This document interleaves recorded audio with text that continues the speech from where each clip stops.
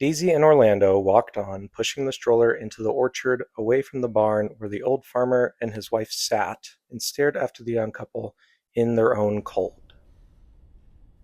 Orlando glanced back and whispered to his wife, and they hid their laughs. Over the clumped grass and dirt, with its smatterings of apples, sticks, and rocks, Orlando cringed while pushing the stroller, baby swaddled under the hooded bassinet and swaying with the terrain. They checked with each larger bump and smiled at each other, finding her still asleep. An earthquake couldn't wake her, Orlando chuckled. The path stretched on, with short rows of trees to their right onto the fence and the main road, and the left rows never ending down a gentle slope out of sight. Branches reached erect, though fat with fruit and leaves. Daisy observed the pale June drops and riper windfalls clustered at the roots and littered across the ground. She checked the barn.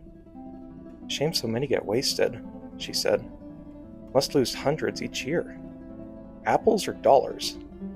"Apples. Thousands of dollars, probably." "Probably. Ooh, Honeycrisps, over there." Orlando led into an aisle with slumped branches offering especially plump fruit with crimson skin, patched yellow and specked. He tugged them and let hang the stubborn ones and plucked free those with the right click. Daisy followed and pulled an especially large one that would not let go. It sagged to the branch until the apple broke free and the branch swished back. "Not too hard," Orlando snapped. "Those aren't ready." He went on, picking the branches dry so the tree's amalgam of red and gold faded and left behind a barren green.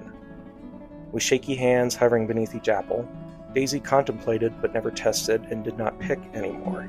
She gripped the most swollen ones, skin unyielding as she pressed with her fingertips. She then squatted and sifted through the rotting apples at the roots and wanted to cry, the same sort from her first night after the delivery, holding the baby, looking at her and feeling the tears drop as the blank slate of the future draped over this minuscule stranger. Dropping apples over his shoulder into the burlap sack, Orlando readjusted it. The sagged bottom dug in his back, and the bands stretched taut. Skin and stems stuck out of the narrow neck of the bag. Orlando tied it and stored the apples in the pocket under the bassinet, and he pulled Daisy in to stand together and smile at the haul and their baby still asleep. Daisy stayed by and patted his chest, but looked back to the disrobed branches, naked and wilted green, and she did not smile with him. They went back to the barn, and Daisy locked eyes with the farmer's wife, the wilted, stony face rigid until Daisy could no longer keep contact. Orlando lugged the bag onto the scale on the table in front of the old couple. It shot up to just over 15 pounds. The farmer scribbled on a notepad, ripped off the paper, and handed it over. "Gash only," he grumbled. Staying quiet and smirking, Orlando flipped through his wallet and handed over a set of bills. He heaved the bag off and stared down the farmer before turning away. Daisy thanked them, both of whom did not reply, but she held her sympathetic smile until following Orlando to their car. While driving off the farm back to the main road, the baby stayed asleep in the back, and Orlando laughed about the old couple. He took large bites of an apple and went on with his mouth full. "Couple of grumps," he said. "You're welcome for buying your apples." "We're your only customers. Maybe you'd have more if you cheered the hell up." Daisy gazed at her side mirror with the farmer and his wife's image, seated in the open doors of the barn under the beating sun, but cold and gray nonetheless. "Probably just frustrated they don't get any," she said. "Not our fault, though. I'd love to own a farm. Even if we didn't sell everything, we'd feast on the apples." "Yeah, well, we'd do exactly that." "I don't know." Orlando frowned at her. Daisy was not eating, even as they turned and the reflection of the old couple swerved away.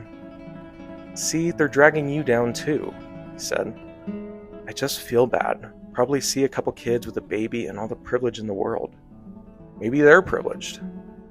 Okay, they see us with our youth still. Which we'll lose. I'm not going to be sour about it. And they're just mad at the world." Orlando laughed. "You and I can hate the world together," he said. "If they at least did so with each other, they wouldn't have to be such grumps." Daisy simpered and finally took a bite of her apple. The car lurched side to side, but the baby stayed asleep for the long drive home. Once they finished eating, Daisy held Orlando's sticky hand and still observed the side mirror where their old couple once was.